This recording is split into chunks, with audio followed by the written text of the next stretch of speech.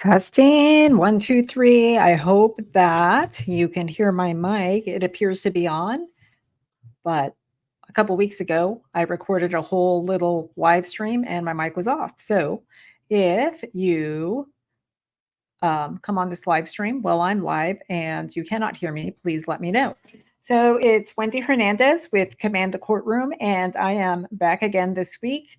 I was in LA for business all last week, so couldn't get on and do lives, although I shared a couple of shorts. Anyways, I wanted to pop in real quick and talk to you about a question that a potential client had for me recently, and I thought it was a pretty good question, and I wanted to share the answer with all of you. And as luck would have it, when I was out of town, I met up with a friend of mine whose husband actually worked for the California Superior Court system as a court clerk for his entire career. And so we got to talk about stuff related to his work. And this is what the question is that I got from a recent potential client. What is the difference between pleadings and minute entries? Okay, so a pleading is another word for a motion. And don't ask me for the reason why they call it a pleading or who decided to call it a pleading. Maybe because you're pleading for something, you're asking for something. But a pleading is some sort of motion to the court. It is on pleading paper. If you've ever been in the court system, you know what pleading paper looks like. It is the paper that motions are put on, and it has numbers down the left-hand side, and the numbers help the court identify or refer more easily to certain sections. So that is a pleading. A pleading is any type of motion. A pleading is different, though, than a minute entry. A minute entry is something that is typically generated by the clerk of the court that you're in front of. So like my friend's husband that I met and visited with, who used to work for the California Superior Court system as a court clerk, he would generate minute entries after every court session. So if you were ever in student council as a youngster, and then there was always a secretary who would take the minutes of the meeting. So minute entries are the minutes of a court proceeding, and usually the clerk is the one who is taking those minutes. And after your court proceeding is over, the clerk will type out the minutes, present them to the court, to the judge for modification, revision, and or approval. And then the clerk of the court will release the minutes to the parties and their attorneys. So that is the difference between a motion and a minute entry. Minute entries usually contain a lot of important information. A minute entry is also referred to, in many cases, as an order of the court. So in your case, anytime that you're in court, you should be waiting for your minute entry or your minutes, and you should read every single minute entry that you get. In your minute entry, you're going to see deadlines that the court has set, and a lot of the deadlines, especially if your case is being set for a trial, are pretrial deadlines. You want to make sure and calendar those deadlines. If you don't calendar the deadlines and you miss an important date, it really could shoot you in the foot. So read your minute entries from beginning to end, and to end, I mean to the very last page, to the very last line. In a case that I had a couple of summers ago, my client and I showed up for a court hearing in front of a judge, and the court hearing was supposed to be a final orders hearing. And at the end of the hearing, the judge said to me, my client, and the other party, on a temporary basis, I'm making these orders. And the judge listed off a bunch of orders that he was making on a temporary basis. And everybody in the courtroom was looking around confused because this was supposed to be a final orders hearing. Well, in the midst of the judge dictating his temporary orders on the record, the other party kept trying to interrupt him. And the judge got upset and said, "Don't interrupt me." So I wasn't going to interrupt him. And I waited till the judge was finished. And then I stood up and I said, "Judge, this was supposed to be a final hearing. That was what the last line of your minute entry said, setting this hearing." And the judge fumbled around, looked very confused, found his minute entry and looked to the very end. And he was like, "Oh my, I'm mistaken. I didn't read to the end of my minute entry." And that started a whole chain reaction of events that really was just recently resolved. And that happened 2 years ago. But that was the result of a judge not reading his own minutes that he issued. So a judge is probably going to have less understanding for you if you don't read the minutes in your own case. So you need to read them, keep track of the deadlines and any orders for things that you have to do. If you have to participate in mediation, for heaven's sake, like do the mediation and show up at mediation. If the court's ordering you to do a parenting class or a high conflict parenting class, follow the court's order, even if you don't think you need it. A judge is not going to be happy if you don't follow the court's orders. Okay, so hopefully that helped. We talked about what a pleading is. A pleading is a motion that you submit to the court where you're pleading with the court. You're asking the court for some sort of relief. And court minutes or minute entry orders are minutes of what happens in the courtroom. And minutes, actually another thing I want to say about minutes are that minutes can be generated too after motion practice. Like after you have submitted a motion, the other party has responded, and then you've replied. The court can issue a minute entry, issuing its ruling. You don't necessarily have to even appear in court for the court to issue a minute entry. A court can issue a minute entry on its own. So anything that comes from a judge or comes from the court, those are considered minute entries. One more thing.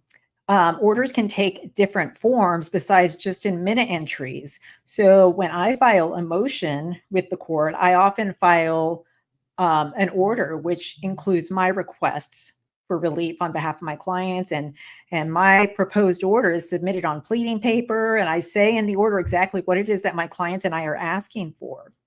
So the court could grant an order that I present to it after considering all the pleadings and motions, and the court could just sign my proposed order.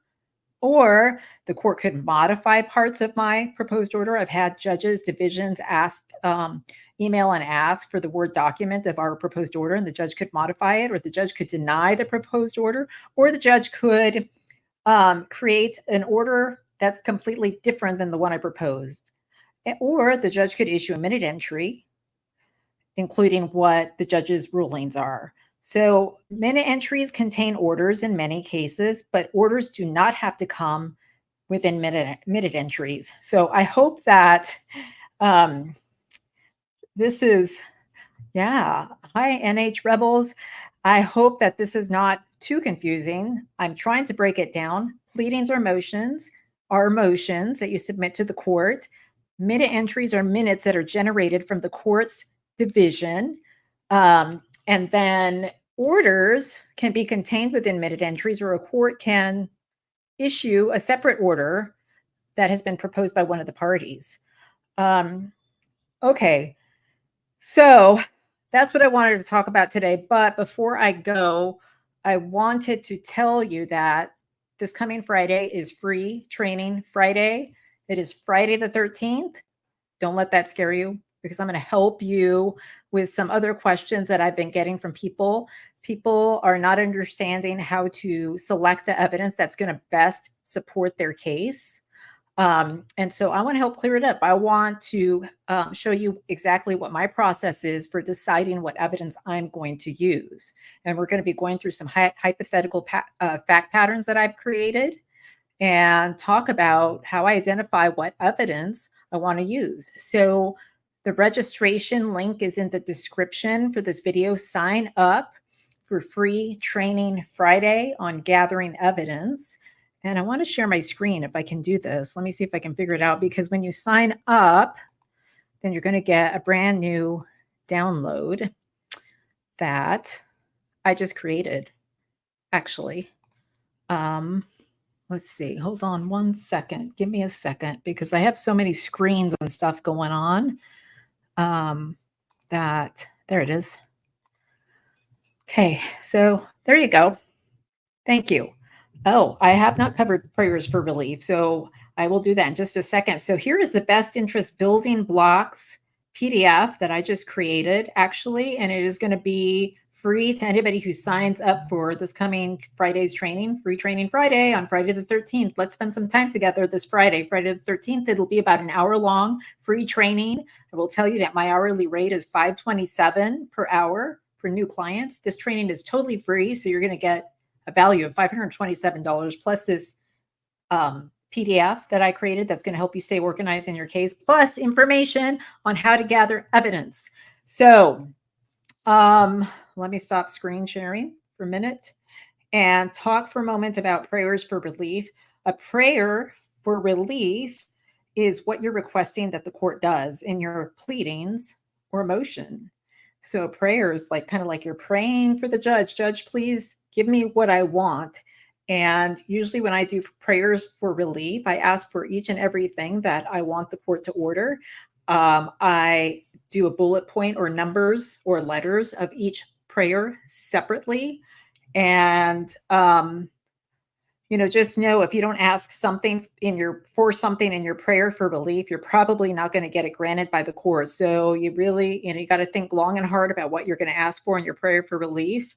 Don't leave anything out, especially don't leave out attorney's fees and costs. I've seen people do that at certain times. Attorneys do it they forget to ask for attorney's fees and costs on behalf of their clients. And then they're out of luck when the time comes because they didn't ask for attorney's fees and costs. A judge typically is not going to grant any kind of relief that you have not asked for. So, okay, so one more time, just want to pitch my upcoming training to help you on gathering evidence. And I hope you join. Anybody who's watching now, thanks NH Rebels, super fan of Command the Courtroom. Thank you.